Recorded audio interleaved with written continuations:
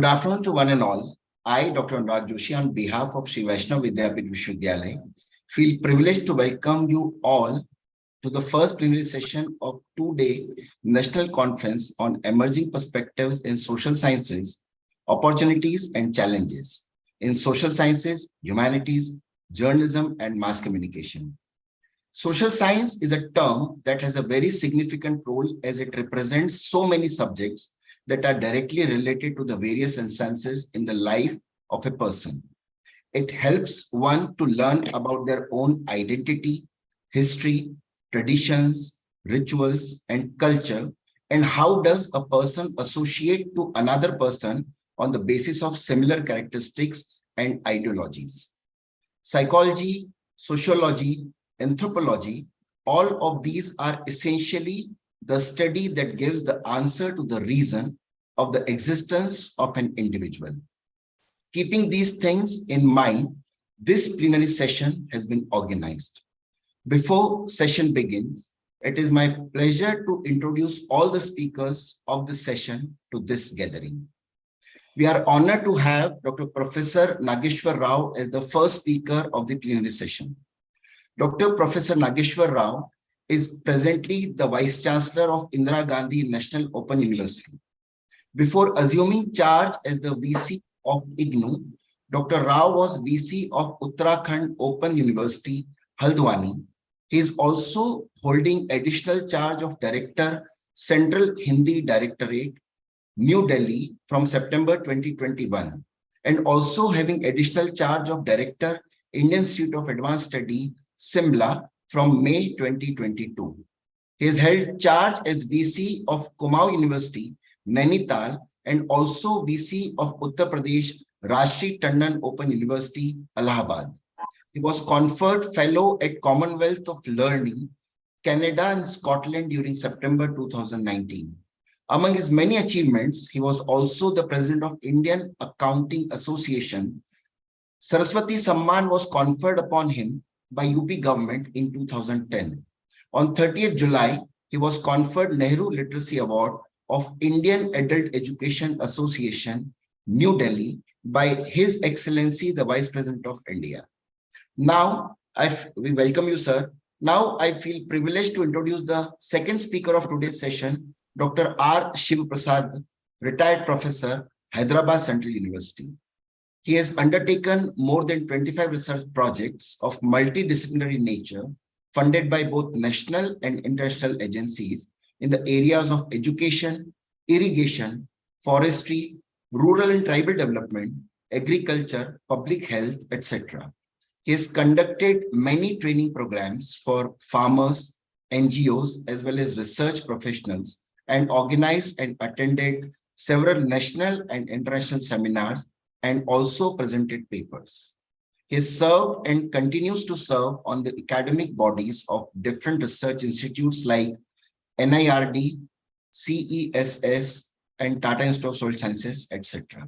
Sir has been actively associated with UNESCO IFAP Information for All program, member of the Information Ethics Working Group IEWG, UNESCO IFAP.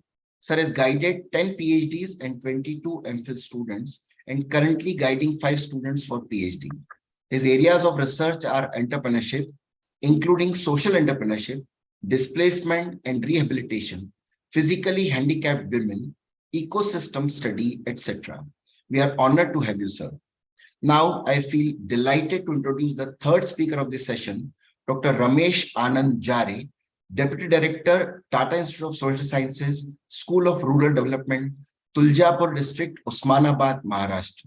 Sir is PhD in Political Participation of Dalits in Maharashtra, a study of Panchayati Raj institution in Marathwada. His research reports are study report of Mukhadi village affected by Sardar Sarovar project, Narmada project. Study of motion of no confidence against women and Dalit Sarpanch in Tuljapur Taluka. Documentation on best practices by rural communities submitted to Government of Maharashtra. He has 2 books to his credit. First in Swachhate Che Dhani, Granthali Prakashan Kramak 260, Mumbai in 2002, and Social Dynamic of Watershed Development Program in Udgam village, published by TIS Tuljapur 2003.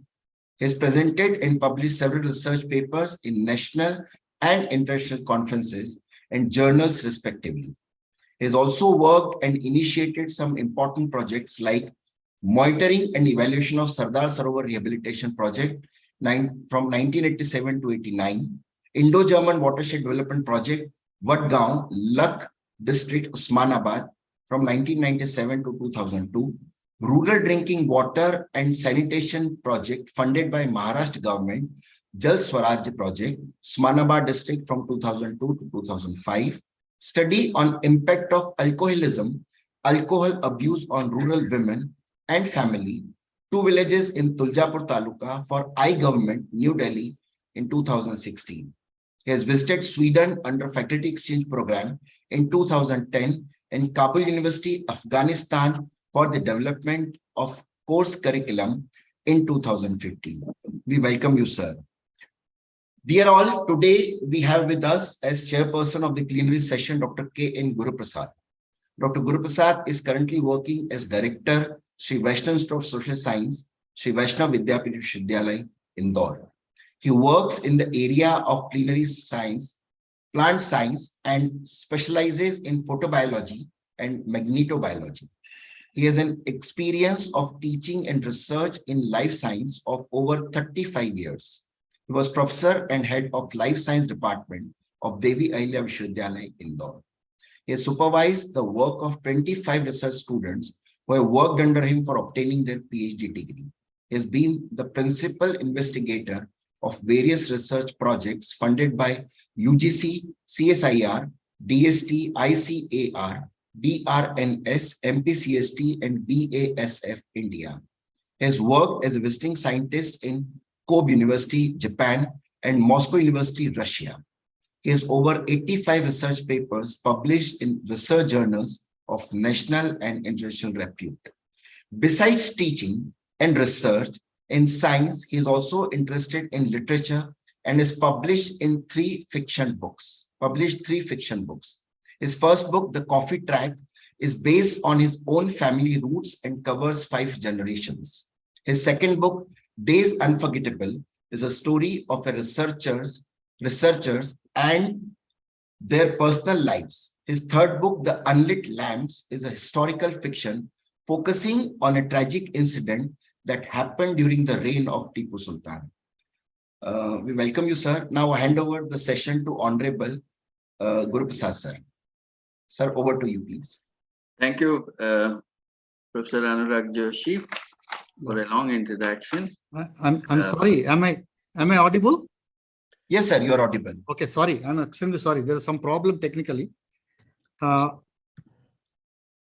I present? Yes, Professor Shiv Prasad. Yes, you are audible. Yeah.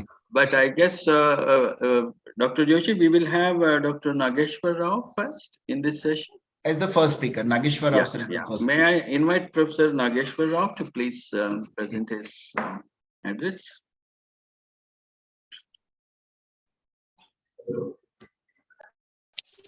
Yes, sir, please.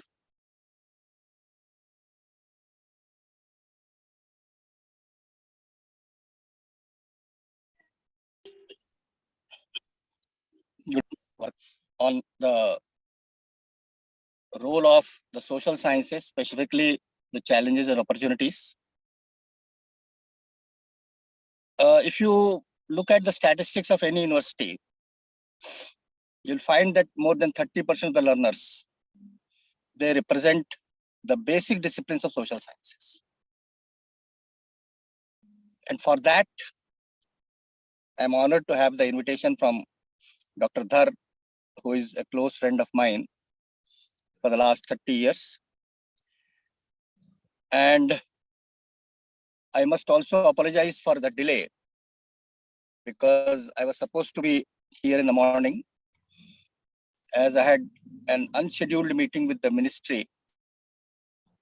So I could not meet that session wherein I'm supposed to be present over there.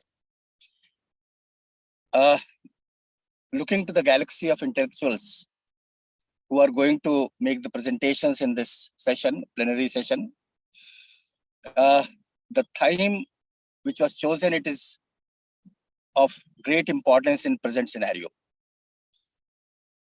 National education policy, it has given us a direction. The boundaries which are set in the School of Social Sciences or in the disciplines of social sciences, now they can further be expanded. The basic disciplines in the School of Social Sciences, they are the history, the sociology, then political science, public administration, psychology, philosophy, economics. They all are very, very important disciplines because most of our administrators who are running the show of the country, they are in the IAS cadre and most of them, they are from these disciplines. But how to integrate these disciplines and how these disciplines, they can be integrated with other disciplines beyond social sciences. That has become a new way forward for all of us, especially who are in the field of education. Because when we look at the national education policy, the multidisciplinary education, it talks about. So the boundaries which we set for this, each of these disciplines, they have to be reviewed again. If you look at the contents also, the sociology, the economics, public administration, at least 20% of the contents, they are the common. And because of that, the utility of those disciplines, they are much more than any other disciplines.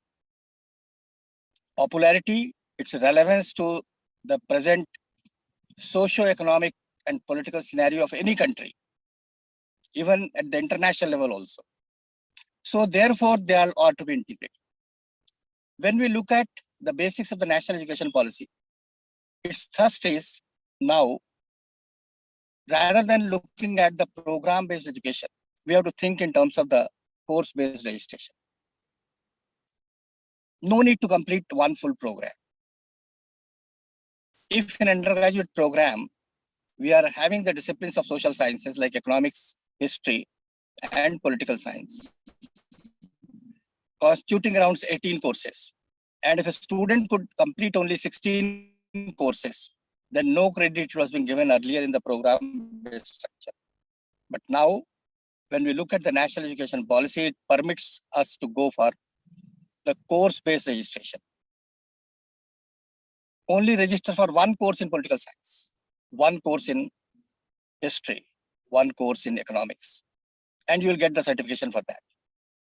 Of course, there is one more provision which is being found in that national education policy is, after completing the first year, you will get the certificate. After completing the second year, you may get the diploma. And then if you complete all the 3 years, then you will get the degree. So 16 courses have cleared, but you're not getting anything. That is the earlier structure. Now in 16 courses now, you may get a certificate, you may get a diploma also. And if you go beyond that, the Academic Bank of Credit, it talks about the credit of those courses which you cleared. All the 16 courses, they will be credited to your bank account. Bank, the academic bank. And the process is on. More than 40 lakh learners, they have got their registered there. Institutions are coming forward to get themselves registered in that process. It also permits us, because when I do remember when I was a student and opted for the commerce stream, and later on, I wanted to have a program or a course in physics, not possible in my life or throughout my life. Course on computer, not possible. Course on Hindi, not possible. Because I am a postgraduate in commerce, postgraduate in business administration. Because that program-based learning, it forced us to restrict ourselves in those boundaries. Now this course-based registration, it has tried to integrate our entire education. And what it has done is that we may have a course in physics, we may have a course in history, we may have a course in sociology, we may have a course in computer, and we may have a course in Hindi. And all these courses, once you clear it, then they will be created to your account and you can encash it whenever you want for them. It also permits us to leave the programs in between and again join back. That is the beauty of the national education policy. So this thrust and this beginning, it was already made in our country in 2016, when the Swayam platform, it was launched by the Ministry of Education. And on that, 3,000 courses, they have been developed. And that is the digital-based learning, and 4-quadrant approach was there. The e-material was there, the videos were there, discussion forum was there, and ultimately the examination. Examination has been conducted by the National Testing Agency of the Ministry of Education. Free registration, 3 crore Indians, they have registered there. And in the examination, which has been conducted by National Testing Agency, the credit transfer process is there, the credit recognition process is there. And through that, we are now not thinking in terms of completing a program. We are now interested to complete a course on computers, course on Java, course on web designing, course on any area which you feel it is required for your further development of your professional endeavors. And that has attracted many of us. And therefore, recently the government of India has made an announcement that they are going to set a digital university, where the course-based learning as well as the program-based learnings, both are being put, and there all these things, they will be at home. When we look at the Swayam courses, these courses, 3,000 courses, they have been developed by the professors of IT, the professors of the reputed universities, wherein the material was developed, the videos they have been put, and these videos, they have been shown through the Swayam Prabha channels, that is channel-based reach, reaching at home, the spirit of education, and focus on a few hours. You will get the learning, and then you will appear in the examination and get that requisite certification. Recently, a skilling component that is also being added in that process. And every discipline, including all the disciplines of social sciences, there also the elements of skilling, they're also being identified. National Council for Vocational Education and Training, it has also come up at the national level. National Skill Development Corporation is also there. And both are trying to identify the skill components of most of the disciplines. And if you see the social sciences, earlier they were only focusing on the descriptive approach and maybe focusing on the respective boundary domains of the discipline. Once we cross those limits and we try to add the skill component also, then the utility of these programs, they have become much, much more important.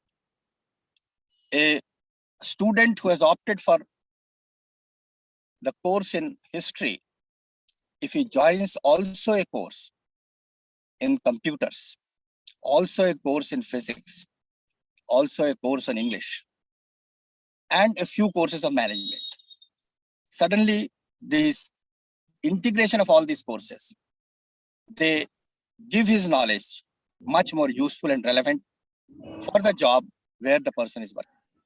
So now this flexibility, it has come up, and most of the institutions, they are using this flexibility to strengthen their knowledge base. And the learners, they're also keenly interested to seek this benefits also in their educational structure. Most of the universities now are also going for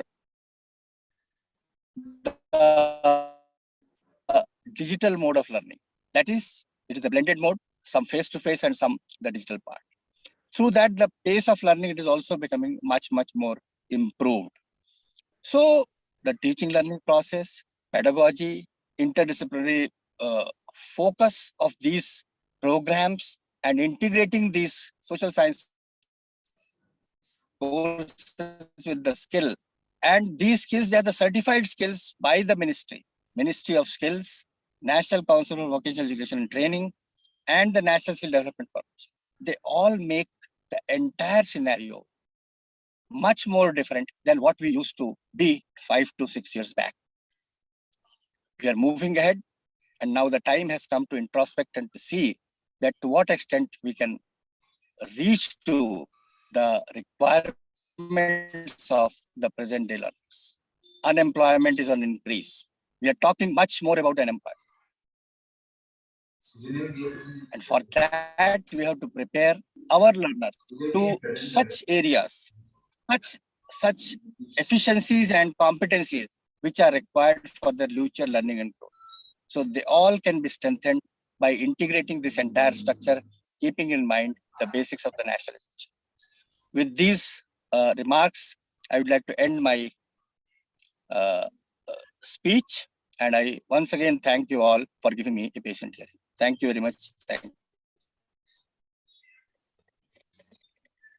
Thank you, Professor Rao. Can we have the next speaker in this session? Is Professor Shiva Prasad from Central University of Hyderabad. Please start. Thank you very much. Thank you for inviting me. I must thank Dr. Vasanta Gauri for getting in touch with me. I thought for today's presentation, because it's a very right kind of forum, because we are talking about emerging perspectives in social sciences. And I'm going to talk something slightly new area, emerging area, that's more in the area of artificial intelligence and how it impacts the indigenous and other communities. If I'm permitted, I'll share the screen. And yeah, please go ahead. Okay, is it visible? Yes, sir. I'll make it full screen. It's visible. Okay. You see, I titled it as Indigenous Communities and Artificial Intelligence. In fact, when we look at the way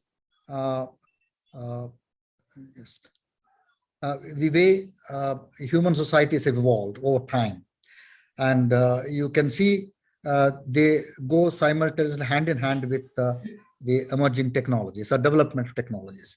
Because with the technologies evolved, there is a difference in terms of the people trying to access things and exploit resources and to create better. In fact, that also has led to many other, saving of time, and then into arts, other kinds of activities it has developed into.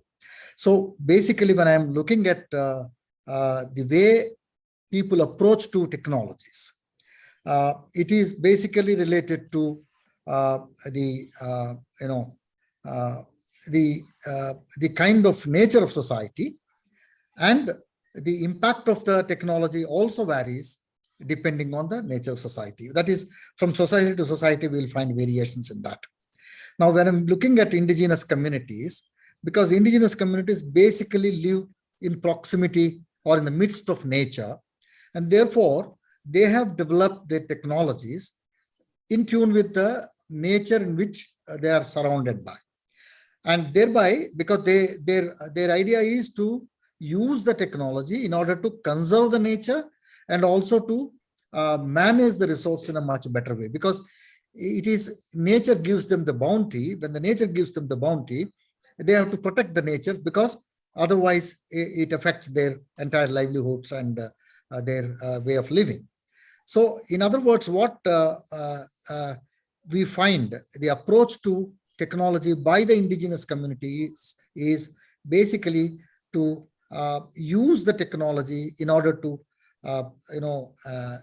eke out a living, and at the same time to conserve and manage the resources. In fact, indigenous communities always looked at nature as having many other creations, including human beings. They never thought that they are the only creations of the nature. There are other creations. That is why there is harmonious living was main kind of an idea that they have. So it facilitated basically, managing their own lives in much more harmoniously with nature.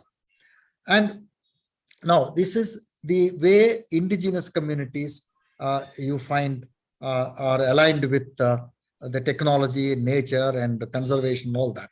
Now, in contrast, what we'll find in the modern and other societies, other groups, they have innovated technologies basically to control the nature, to manage the resources, or to harness the resources. It is also to control people. It is also to control other things. Basically, we think that we are superior to nature. We control the nature. In fact, that is where there are a lot of other problems that have cropped up are also related to that. But basically, there is a fundamental difference between the indigenous communities and the others, because others always wanted to use these innovations or technologies in order to control, manage, and harness resources, and also to control people and other things. In other words, there is a basic difference in approach to technology or technological development. It is basically related to the very nature of the human societies and their way of using the technologies. And this is where we can see how the development of inequalities are also linked to the way technology is being utilized. And that is where technological developments are linked to cultural matrices, and they also are responsible for development of inequalities, etc. So that means what we must understand is there is a complex relationship between the technological development, social and cultural aspects of inequalities, and economic development. These are all very intricately linked. And that is, as a broader perspective, I just wanted to highlight on that. Now, if you look at artificial intelligence, today we find artificial intelligence is permeating all aspects of human life. It doesn't spare any of the aspects, whether you are living in proximity with the nature or you are living away from the nature, that is in urban and other centers. And it is also responsible for or leading to replacing human labor, and also the replacing decision-making process. And also it is allowing us to manage different activities and whatever that we have today.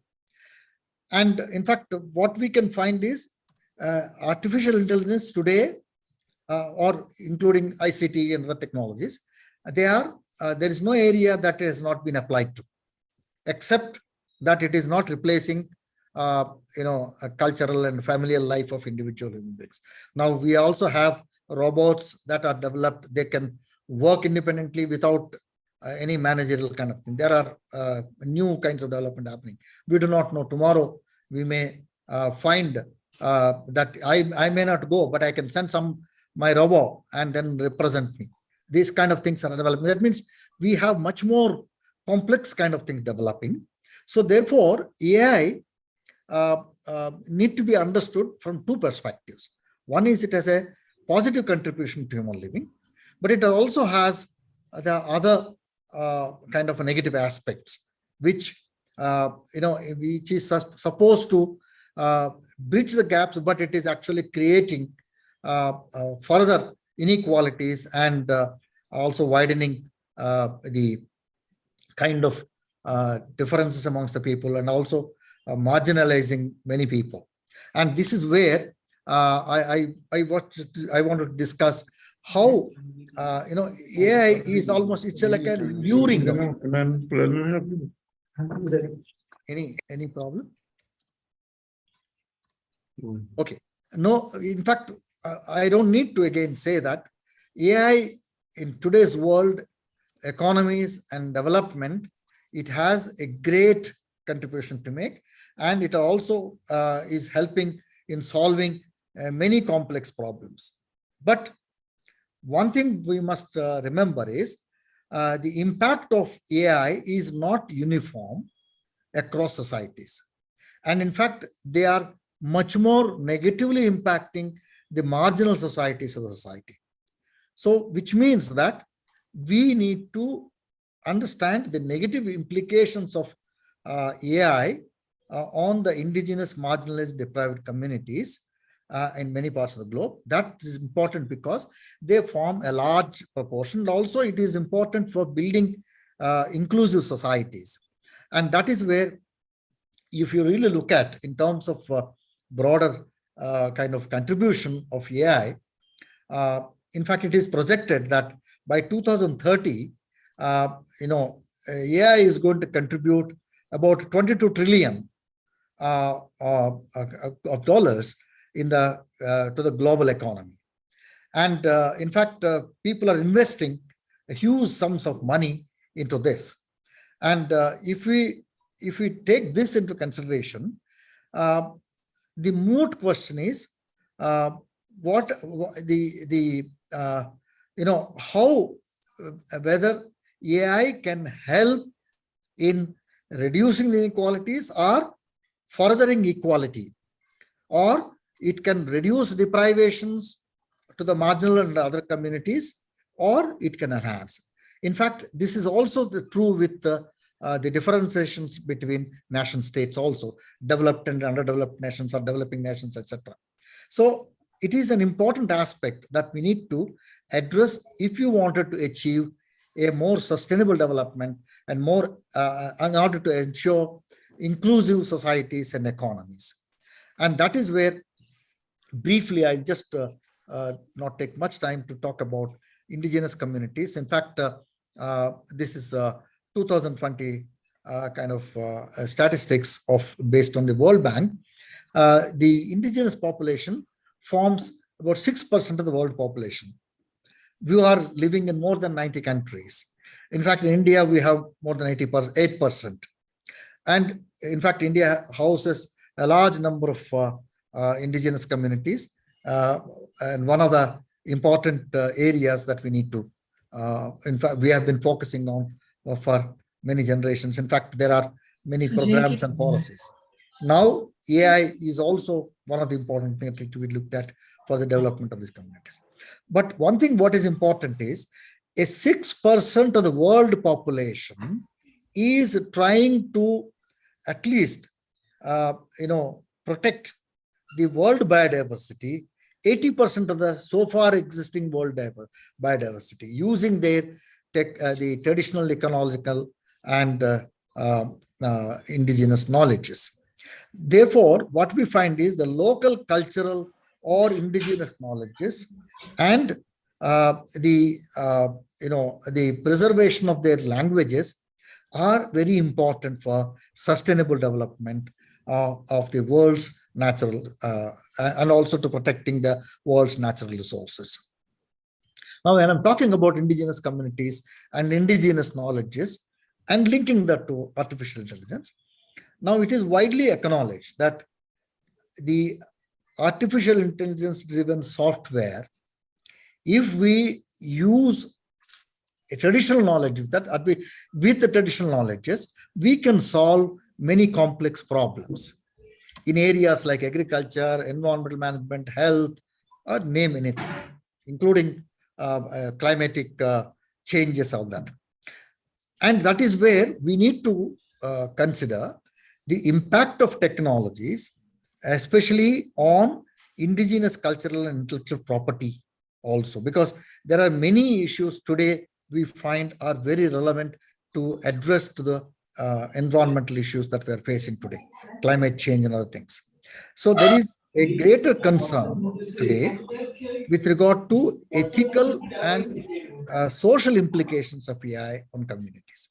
Because ethical, in fact, UNESCO, with which I am partly involved in the AI ethics recommendations which were recently made. And there we find that there are a lot of ethical considerations are important, especially dealing with AI on communities, because this is where academia, industry, and others are very much concerned about it.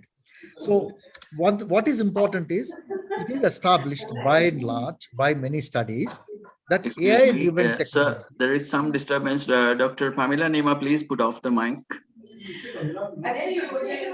Dr. Pamela Nima, please Yes, put off sir. the mic. Yes, sir. Okay, thank you, sir. Thank you. Yes, sir, please continue. Thank you.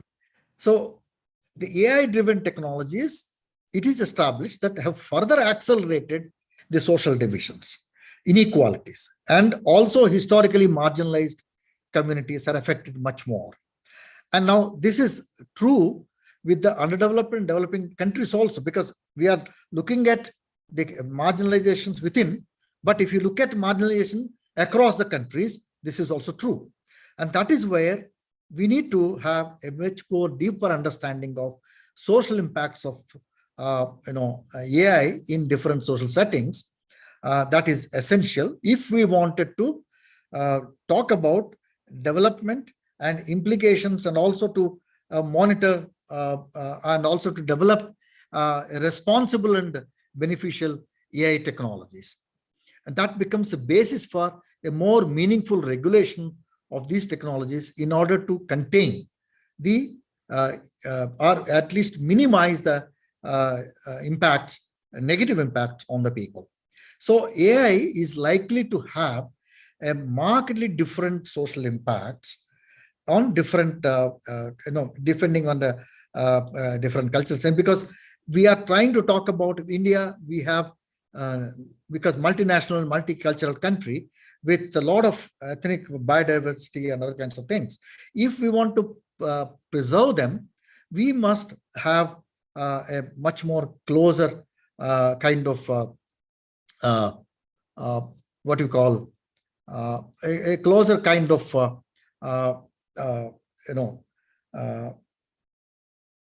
that is a closer kind of regulations on that.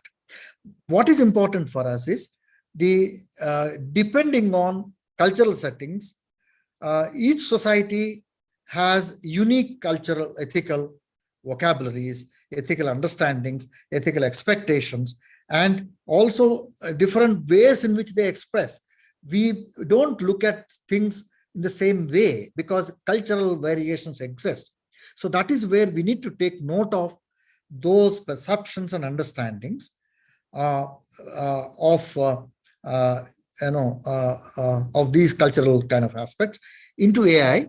Otherwise, it can have a much more serious kind of implications by to local cultures and social context. If we take that into consideration, we can address many problems of the community. In other words, amplification of social inequalities through AI technologies can have much more negative impacts.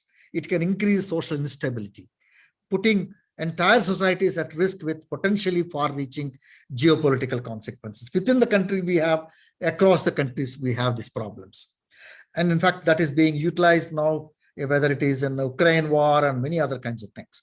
AI has to be understood basically as a techno-social system, because there are technical aspects of AI are intimately linked to social aspects of the communities. So which means social values and cultural assumptions actually shape and our perceptions, our designs, and how we can use AI, because a society's cultural imagination and its technologies are closely connected. That's how the designers have to take this into consideration for designing. Now, given the current context, AI technologies, as I mentioned earlier, further reinforce the digital divides, and they can also introduce new forms of exclusion. Therefore, we need to create indigenous AI in order to protect the identities and cultural ethos of the marginalized communities across the globe. Because when AI is a part of our social network, it can have a soul as a part of interconnected social, because people argue that AI in different communities has a different kind of a perspective. Therefore, it has a soul of its own in a complex system. So therefore, indigenous epistemologies actually provide us a pre-existing value system which require mutual respect among machines and humans. And we need to also have more research into practical implications or implementation of relational dynamics of indigenous perspectives into AI. That is where it is important for us to look at. That is when we are talking about, there is also international movements that's called indigenous data sovereignty movement. It is dealing with the rights of indigenous people to own, control, and access, and also possess data that derive from them. That means I must have a control over my data. It should not lead to something what has happened, the Cambridge Analytica's kind of problems. That means members should have control to their own knowledge system, their customs, their territories. All this have to be given kind of this thing. So it is supported by indigenous people's inherent rights of self-determination and governance over their people. This is the indigenous data sovereignty movement. This is all incorporated into the ethics that are formulated by UNESCO.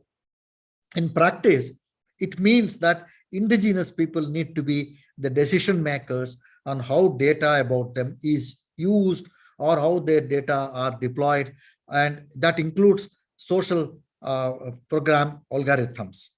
And I will be concluding very quickly. AI applications are relevant to speech and text-based technologies, which are aimed at revitalization and preservation of indigenous languages. This is a positive impact. It can be also used for public engagement in and education after efforts with indigenous groups to give voice to marginalized groups. And this is what in the indigenous protocols and AI working groups have been working on. And indigenous people across the globe have faced and continues to face effects of colonization of mind control. And that is where we must decolonize these efforts. And that is in fact what in India we are trying to do that. Today, IK systems are very relevant as their holistic, dynamic, IK, I'm talking about indigenous knowledge systems, are holistic, dynamic, innovative, and generative systems, which are embedded in lived-in experience of the people. So we need to realize that all technical systems are social and cultural systems, and AI designers need to be educated about this because they must realize when they are designing it with the ethnocentric bias, their own cultural framework, that they should come out. Therefore, AI becomes very important to address the concerns of indigenous and marginal communities. So this is where I am trying to talk about, basically, if you look at the well-off control as well as use AI to further increase their political and economic influences. So that is where AI ethics play an important role in regulating the proper uses of AI. So basically, when I talk about ethics, they are moral principles which are embedded in cultural systems, regulated by regulating human behavior, etc. So therefore, taking cognizance of the cultural context is essential, right from the designing of AI algorithms that will enable to build localized AI. We need to realize that biases in AI ethics has adverse impact on marginal communities. We also need to understand that there is a tendency that AI, like the process of globalization, can lead to homogenization of cultures and can subvert multicultural basis of society. That is where localizing AI can protect all that. We need to be clear that the different sets of problems that we are being faced by people are largely local and they require local solutions. So cultural knowledge thereby provides more appropriate solution to these problems, whether they are in the area of environment, agriculture, or land management, name anything. And so finally, the way out is sensitizing AI programmers, designers, and practitioners about geographical, environmental, and economic and socio-cultural diversities and other significant markers which exist among human society, including nation states, is important. The stakeholders should recognize and implement these aspects in AI designing and its use. In other words, decentralization of the entire AI lifecycle, AI governance, design, and application is essential to address local problems, especially in a multicultural context like that of ours.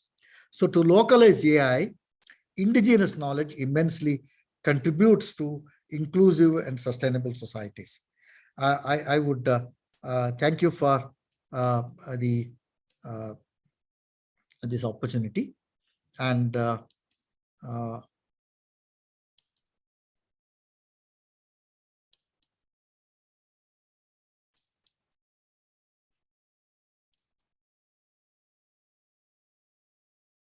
Yes, Professor Shiv Prasad, so can we take some questions on this? yes, please. Yes, please.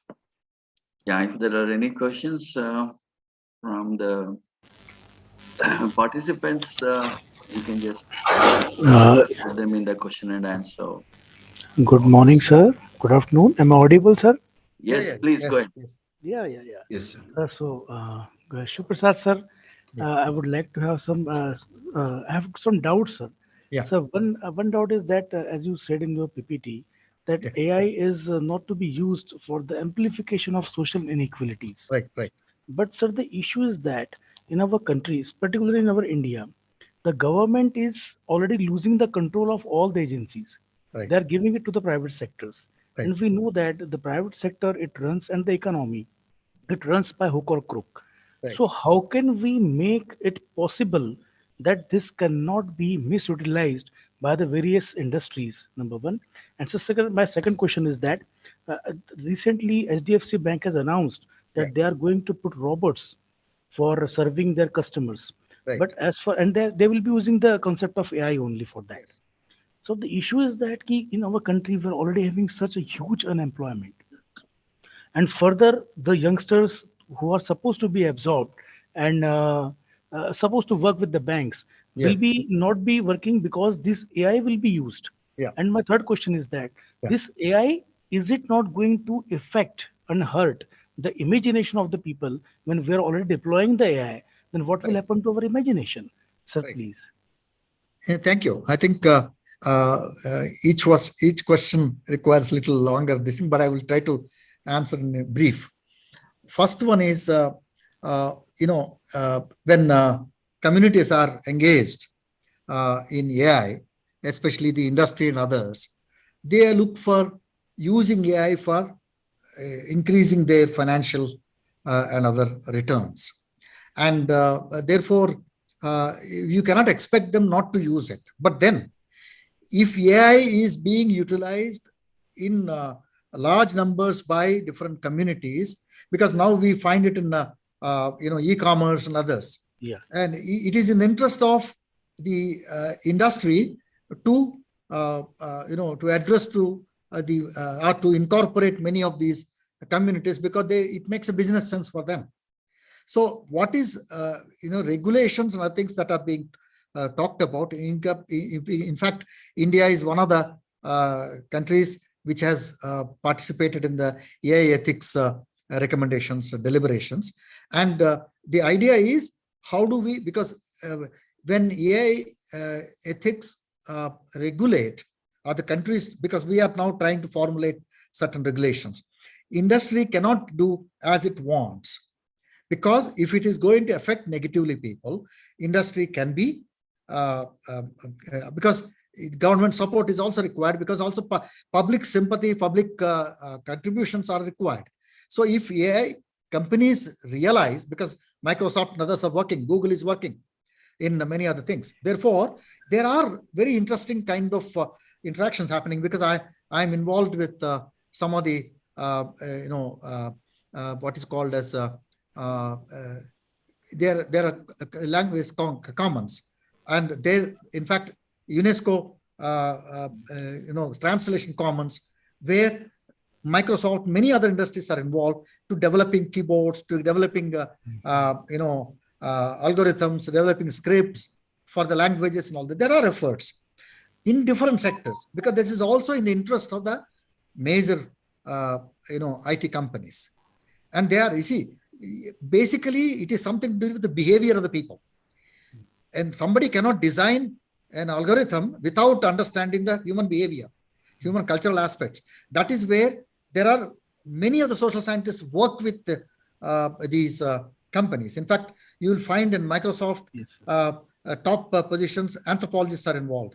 You have in Google, you have in other kinds of things, including, of course, World Bank, IMF, they're all there. But basically, it is the behavior. That's where we are involved.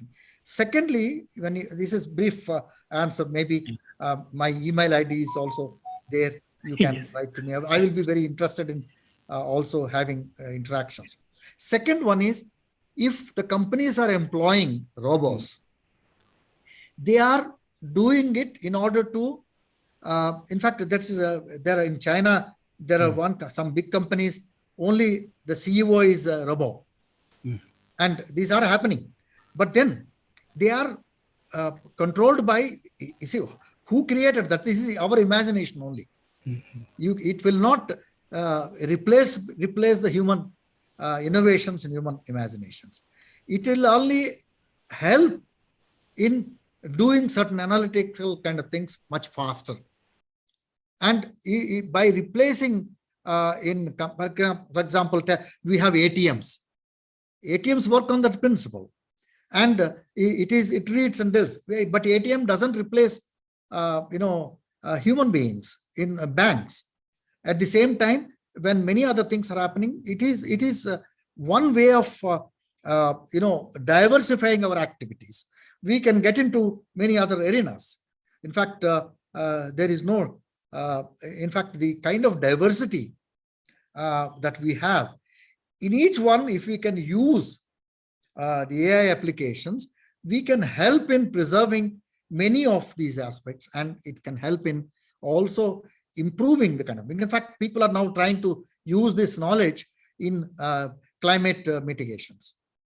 In fact, you can even tsunami, when it happened in Andamans, it is the indigenous communities who survived.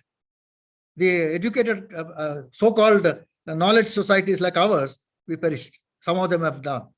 Because they observe nature, they observe the different elements of nature, like birds or other kinds of creatures.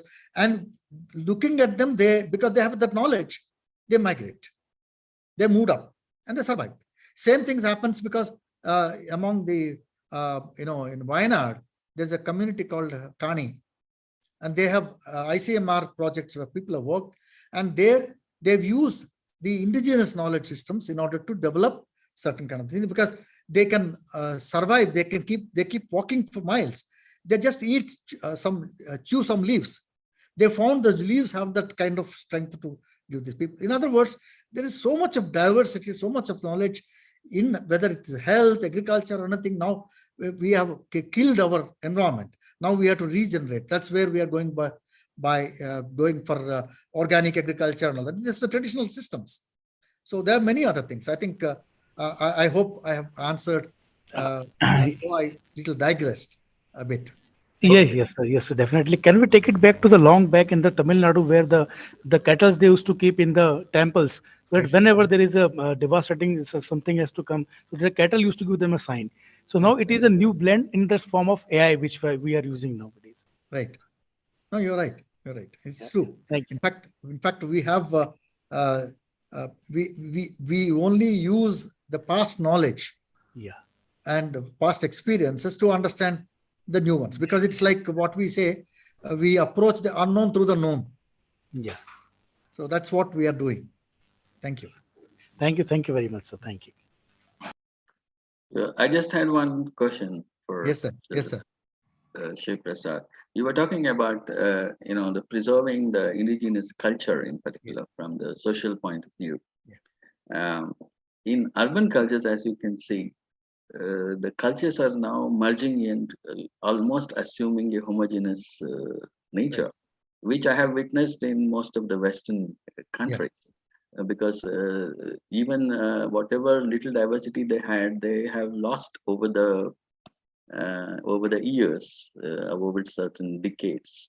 So to preserve the indigenous cultures, how do you employ AI for this? Yes, sir. I think there are efforts now. I'm not saying it's a preservation alone. We are preserving certain knowledges, certain kind of cultural elements in terms of through the knowledge, because through employing of those terminologies and other things, because each culture has its own beauty, in its own variations in terms of expressions. And what we have in our cultures, English cannot, we cannot translate them into English because there are so much expressions. Yeah. And this is one. Another one is the kind of knowledge system that they have. That is part of culture. Culture is basically so widely permeates into many other areas, whether it is in the area of health, in the area of environmental management, or plant management, or entomological management, or whatever you have.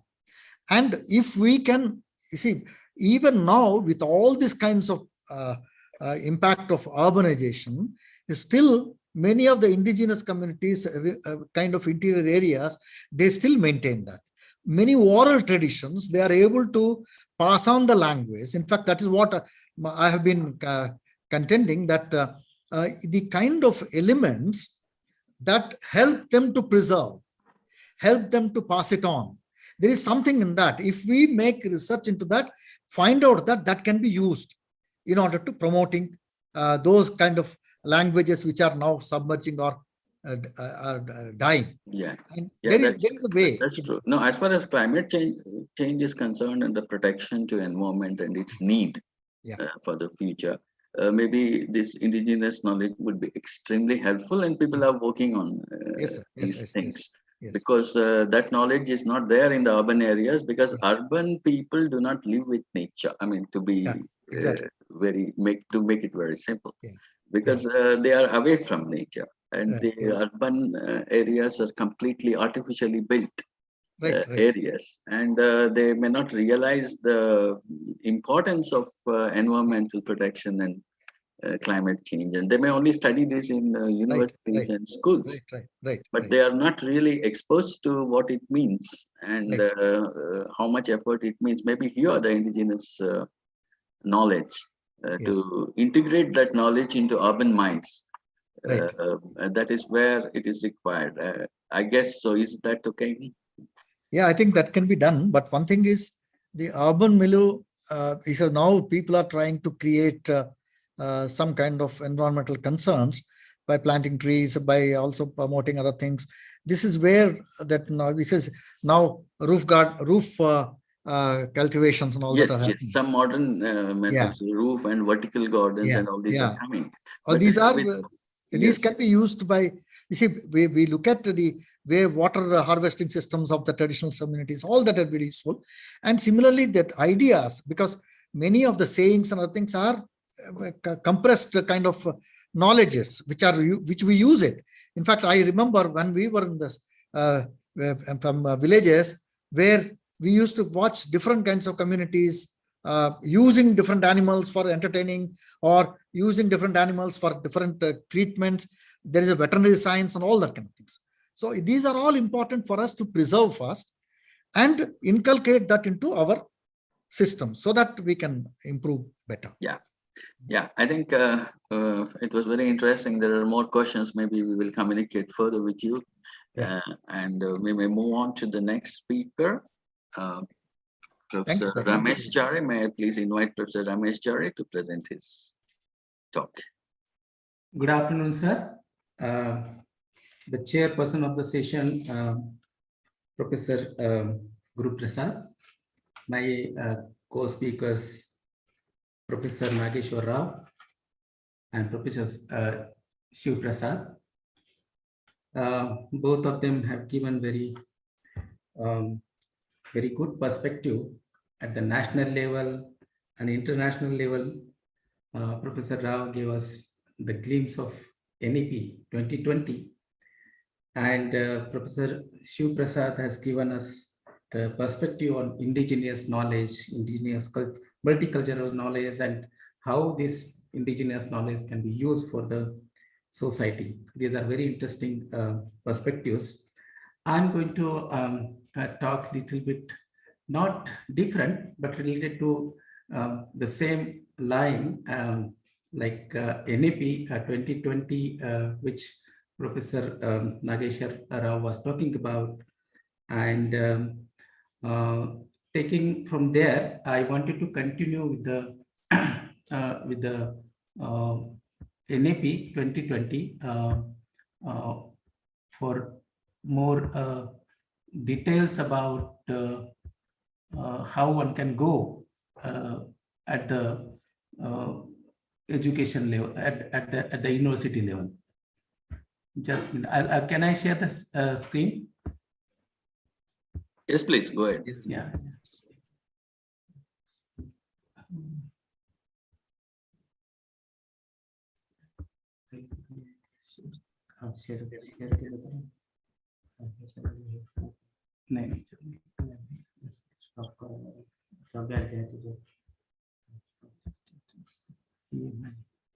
Open करून ठेवले आता शेअरवर share open केलेली इथे दिसतंय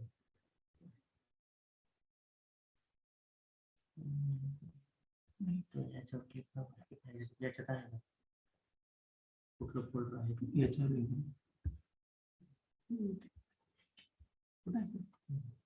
पहिले दिसेल back करायचं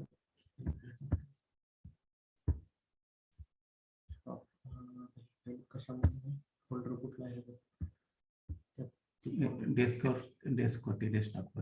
डेस्कटॉपवरती आता शेअर करा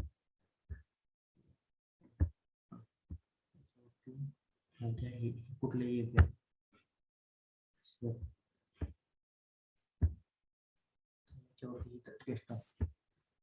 desktop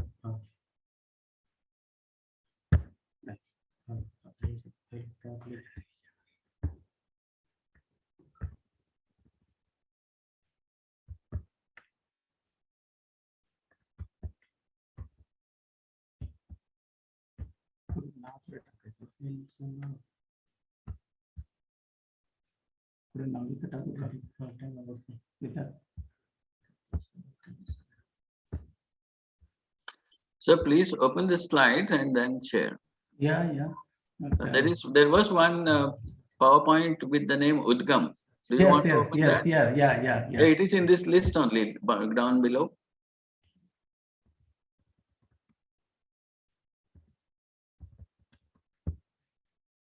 You can scroll down, sir. Scroll down, it is there. Go to the U. Till down. So you may just type U and you would reach that. Yeah, Yes. Udgam is there. Udgam 20. Yeah, Udgam 20. Please open that.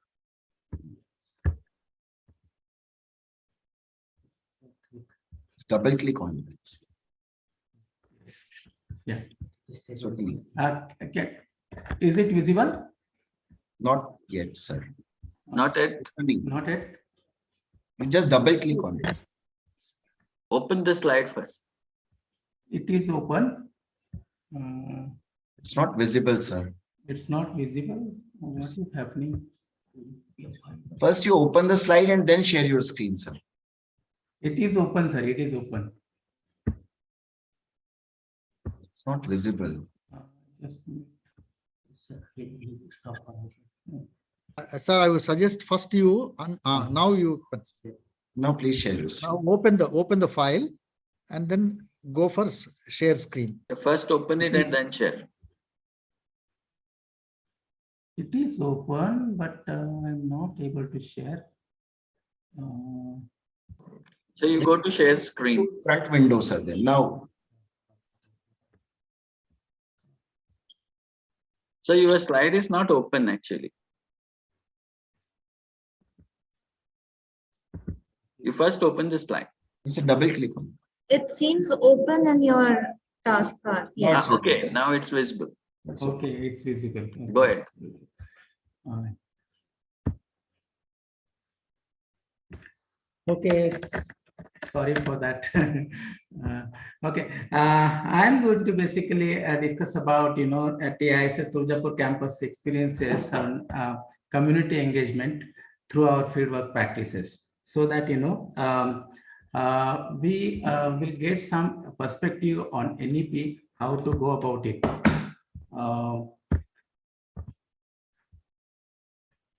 Next. Okay.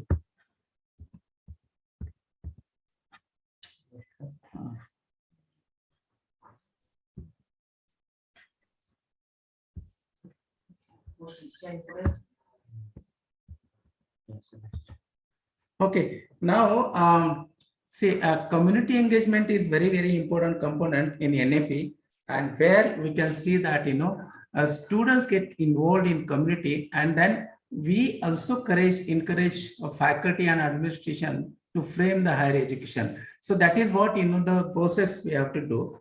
Here, what happens is that in a community engagement, what we are doing here is we accept that community has a knowledge, so students learn from the communities, and also in terms of that the faculty and students also contribute to the communities. So I'm going to explain how we are doing at Tuljapur campus in TISS.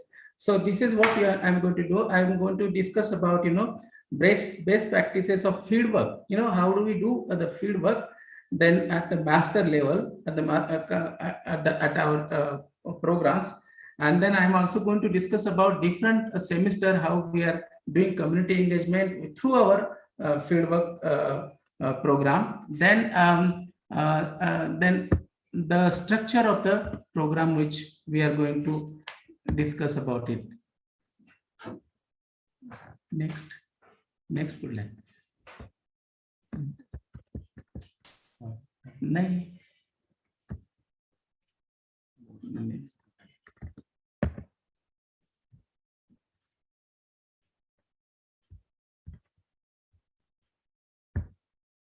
So please put this on a slideshow.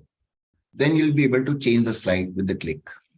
Let's press F5 for the screen slideshow. Yes. Yeah. Now you can change your slide. So, this is how the fieldwork pattern at the ISS Tuljapur campus. The first fieldwork, what we have, the model of name of the model is community understanding. It's a community engagement. The students stay for a month with the communities in the first semester of master program, and the model is the community engagement. They are doing the assessment of community, they are profiling the community, and they are also using the participated rural appraisal. Through these tools, they are understanding the community. The second semester, they work with the NGOs. Again, they are sent to the village, and then building the perspective of NGOs, how different perspective other than government can is very useful for the rural development, and that is how they learn there for the whole month. And the third semester, they are placed in the government setting, and in the government setting, again they understand the programs and policies of different programs of policies of government. Again, they are sent to the communities, and they are staying with the communities, and then they understand all the programs. So in all the 3 semesters, first semester, second semester, and third semester, they are in the community. So they are staying in the community for the whole month. So in each semester, they will be taught 3 months, they will be taught theory and concepts, and then they are sent to the communities. So one finds that they are contributing to the communities. So here the focus of fieldwork is theory, perspective building, and then concepts and basic concepts. So this is what they are doing, and unless they have some perspective about what to do with communities, what are the issues of women, Dalit, farmers, marginalized group, mentally and physically challenged persons, they are not sent to the communities, because unless they have the perspectives, they are not able to understand community, they are not able to work with communities. So this is what we do there in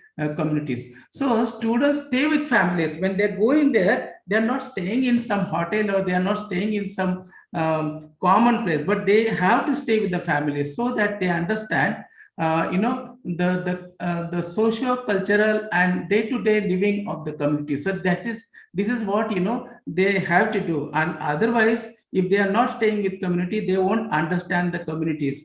So compulsory they have to stay with the families, and we make the arrangement of making them staying with the families. Also, we use this participatory rural appraisal tools, transact walk, social mapping, village mapping, resource mapping, historical mapping. All these participatory rural appraisal tools are used to understand the communities. So it is basically understanding communities through people's perspective. This is what, in PRA perspective, in PRA tools we are doing. And then also they are working with a village panchayat, to understand the schemes, programs implemented by the government and particularly by the village panchayat. So the theory, concept and perspective building of non-government organization need to through different approaches, and community participation is very important in this aspect. So perspective of NGOs are discussed before they go in the field. So students with the government agencies, they understand the government strategies, flagship programs, state and central government's programs, and they understand what are the challenges to implement the programs, what are the challenges in participation of programs. So students learn monitoring, evaluation and assessment tools in this model. So this is a Tuljapur campus, which we is there in Marathwada region. It is basically a drought-prone region and backward region of Maharashtra state. So it is what we do. We also initiate field action programs. Unless we have a base in the villages, we cannot send students to learn from the community. So we have initiated field action programs as a community engagement in this area. And then we are using this now. If you see the community engagement NEP 2020 guidelines, you can see that we are learning from the people, we are contributing to the people. Students learn as it is our responsibility to give something to the people, and that is what practical aspects is expected now in NAP. Though we are talking about interdisciplinary, multidisciplinary, all these aspects, but with these aspects, with these structures, we have to also do practical, learn practical knowledge from the communities. And unless there is a give and take from community to the academic institutions, this whole process will not be completed. So community engagement, basically 2020 talks about, it's given the guideline, and we are doing the community engagement in these villages of Osmanabad district. So it is basically the whole syllabus we have developed, on the basis of experiences we have gained from the communities. So that is why we call ourselves as a community engaged campus. The approach is not campus to community, but the approach is community to campus. Many the village sarpanch, the village women, SHG groups, they come to the campus, we discuss with them, and then that whatever the students can contribute during their field work, they are doing there with the community. So this is how we say that it is a community engagement and campus to community approach we should be doing there in the community. So this is the putting the people back at the center. It's the most important aspect which we have to do, and this is what we also have developed some basically for last 30 years we have been developing our contact, our relationship with the communities, and we are working with the land disputes, land rights, conflict, inkush, grazing land issues, NTD, nomadic tribe and denotified tribe communities, in gender issues, patriarchy. These are all issues, awareness generation program we started with, because that time we didn't have any funds and we didn't go with the funds. We wanted to understand the community. We wanted to implement basically the government programs from the community. So the field action programs we started, I have divided them into different phases. The drought program, since it is a drought prone area program, so we have developed some watershed development, natural resource management programs in this area, so that we could able to contribute something. We could able to develop a model that what is required in this area. So disaster management, particularly there was a big earthquake took place in this area in 1993 onwards. So we were working on rehabilitation, resettlement in this area. So this was also one of the area which we thought it's very important, was basically disaster management. Then the fourth phase, I would say that setting up model for the rural development, particularly for the watershed development. And the fifth phase, that was a time that after working for 16 years in the field, we thought now there's a time that we should start some academic program. And 2004 onwards, we have started an academic program called BA in Social Work. And this BA in Social Work, particularly, we have focused on land, water, agriculture, microfinance, health, sanitation, education, and local self-governance. These are the areas we thought, the people identified, these are the major area that, the whole rural development should be around these 6 areas where, one can say also the BLW program, it is one of the innovative program in the country where rural development is focused, and the rural development with a social work approach one can see there in this program. More academic programs in 2010 onwards we have started. So what we do there, in a process of community engagement, need assessment of the village first, and then develop a structure for academic program. So need assessment, through need assessment, that unless we understand the communities, unless your programs are useful for the communities, unless useful for the students, useful for the rural development, we are not developing any programs here. And that is our BSW program, MSW program.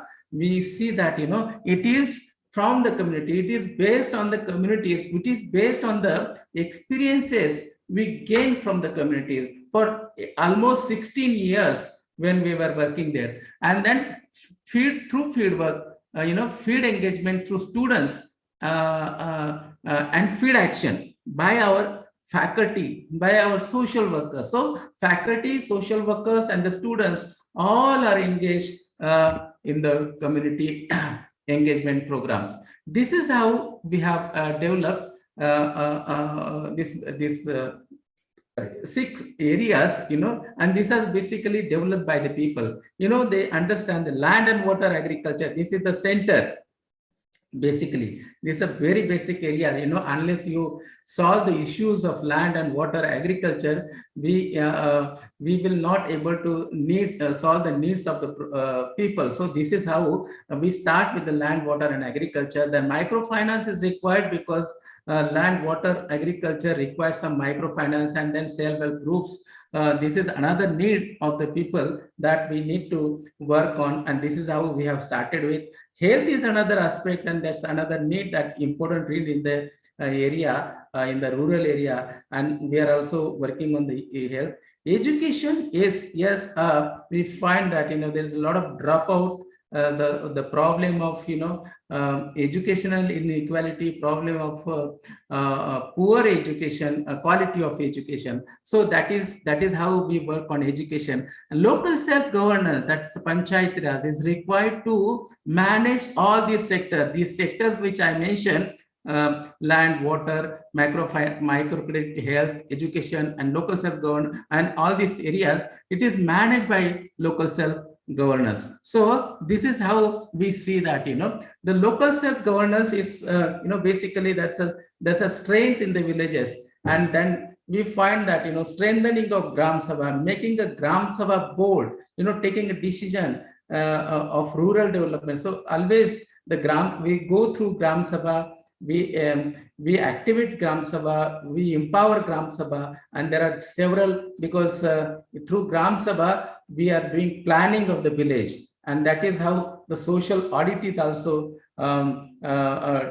conducted there. There's a lot of, because through reservation now, women and Dalit and SC/ST Sarpanchas are now in the Gram Panchayat. So training them and empowering them and taking them in the development field, and for the rural development, giving them the charge of development is also challenge in the village. But we are taking that challenge, and we are empowering this marginalized group and women particularly. That is how we do the inclusiveness.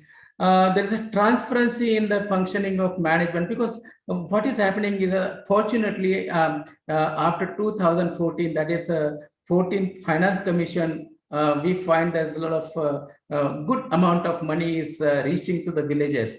And now this, management, financial management is one of the challenge we find in the panchayat. And that is why, if we are not able to empower the community, particularly the village sarpanch, village president, there could be a lot of financial problem at the village level, and that is what we are seeing there. But to avoid that, I think financial management is very much required to teach the village level functionaries, and through Gram Sabha we are doing this.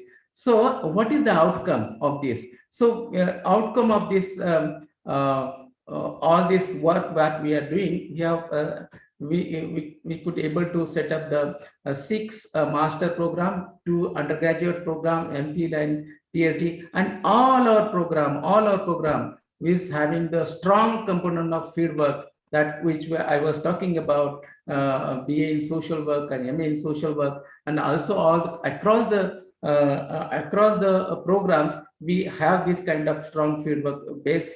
In Tuljapur, TISS Tuljapur campus, we could able to develop some models of the rural development through our action programs.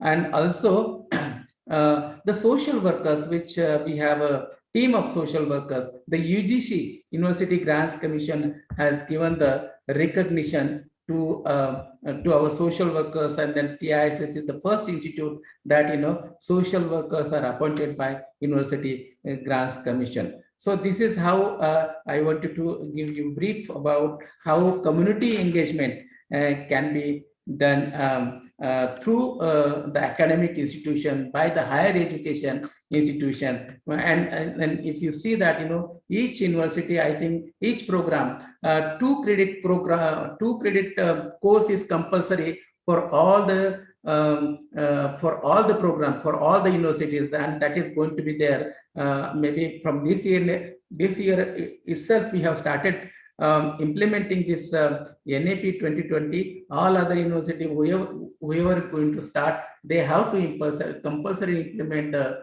2 credit course on community engagement. And this is one of the model, one can do community engagement through higher education institution. Thank you for giving me opportunity, and sorry for that problem in the initial phase. Part of the game.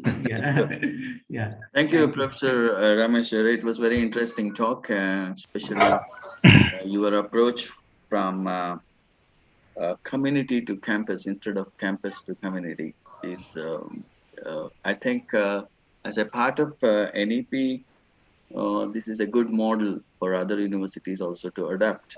Not only for the people working in social work as a subject, but also in all other areas, irrespective of the course they are taking. If we make that compulsory, that they have to get engaged with rural people and the communities and understand their problems. Yes, sir.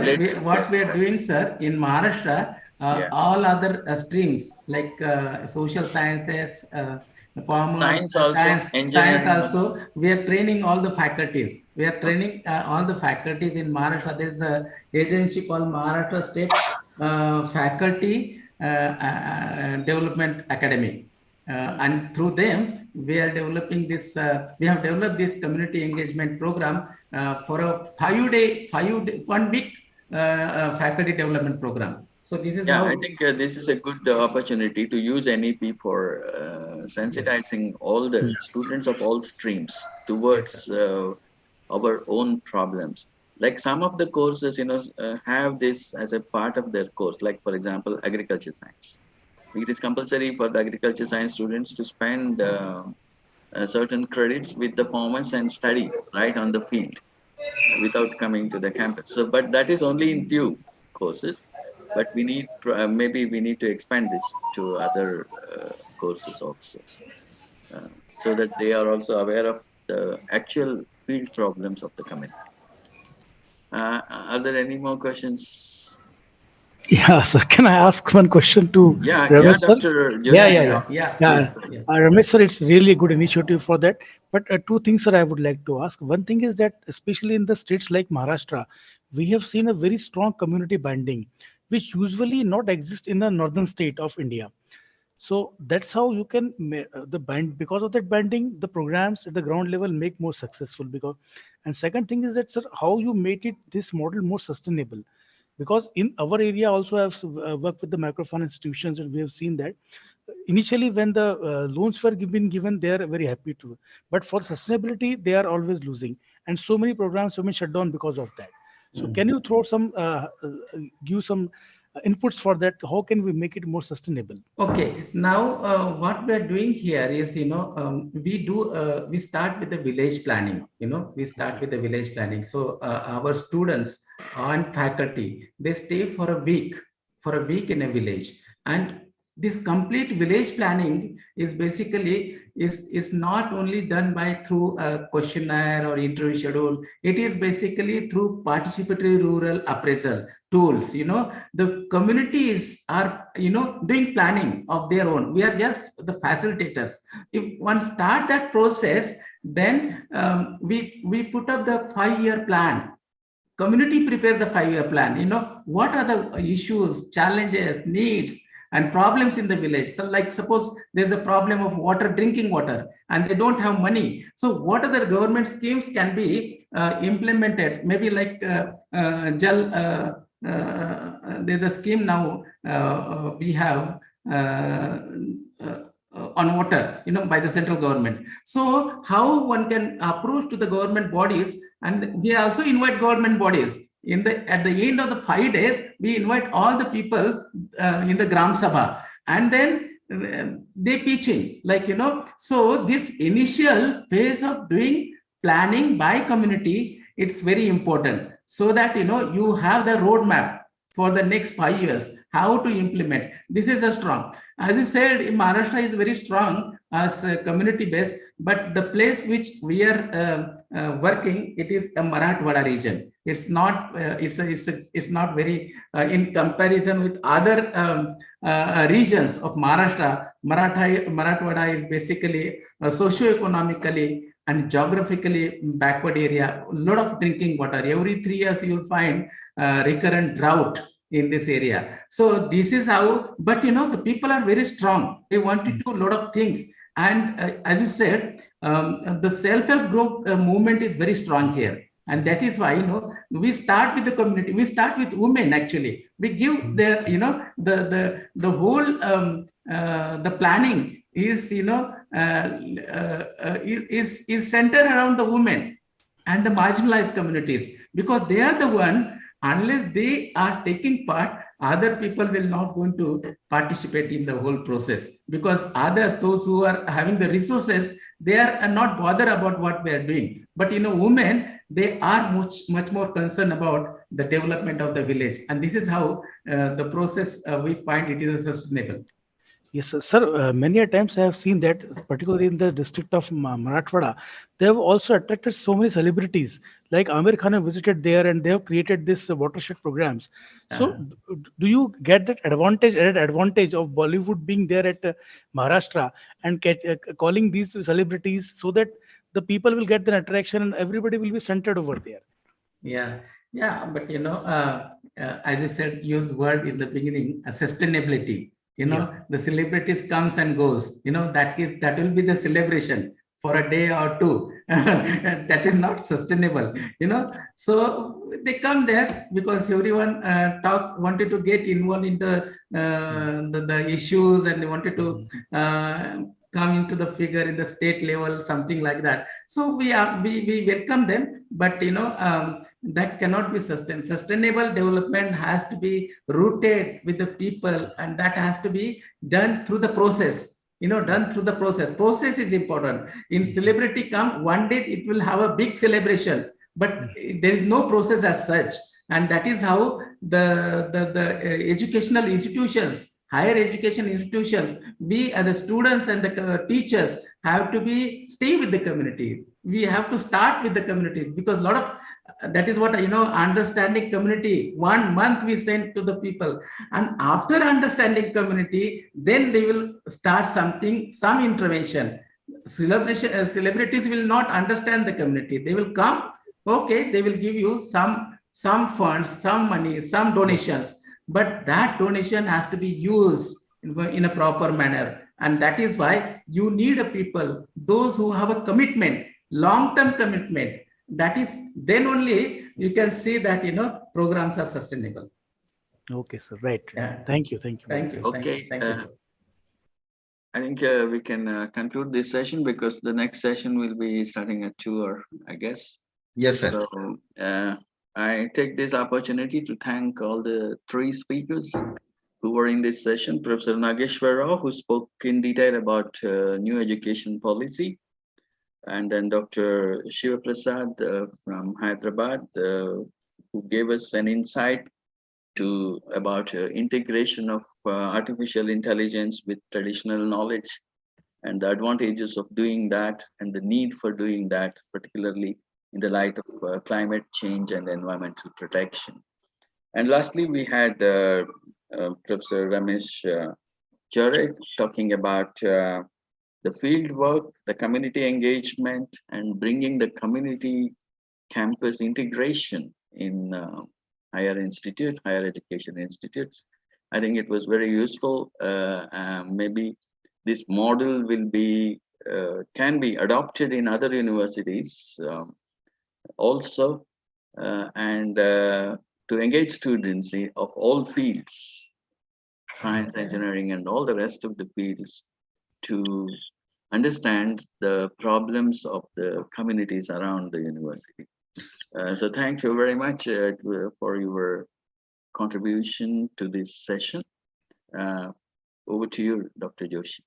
Yes, sir. Before the words of thanks, I request everyone to please switch on your camera for the group photo. Shubhi, ma'am. Yes, sir.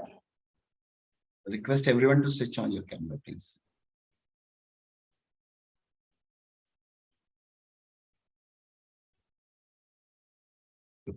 Thank you, sir. Thank you, ma'am. With this, we have come to the end of the plenary session 1. First of all, I express my deep gratitude to our Vice Chancellor, Dr. Upinder Dhar, for his minute-to-minute guidance and support. I also would like to extend my heartfelt thanks to all the speakers, Dr. Professor Nageshwar Rao, Dr. R. Shiva Prasad, and Dr. Ramesh Anand Jare, who took the time out of their busy schedule and showered us with their pearls of wisdom and knowledge. In the same line, I also thank Dr. K. N. Guru Prasad for gracing the occasion with his presence. I would also like to thank conference convener Dr. Santosh Dhar, Rector and Dean, Faculty of Doctoral Studies and Research, Sri Vaishnav Vidyapith Vishwavidyalaya, for her support and guidance. I take this opportunity to extend our most sincere thanks to all our HOIs and HODs, delegates and invitees with their presence. I'm sure that you had some memories to carry back home. Thank you very much. So next session we'll have at 1:45 p.m. ma'am. Vasanta ma'am. Yes, sir. Okay. Thank you, everyone. Thank you very Thank you, much. sir. Thank you, sir. Thank you. Thank you. Thank you very much. Thank you. Thank you, sir. Thank you very much. Thank you, sir.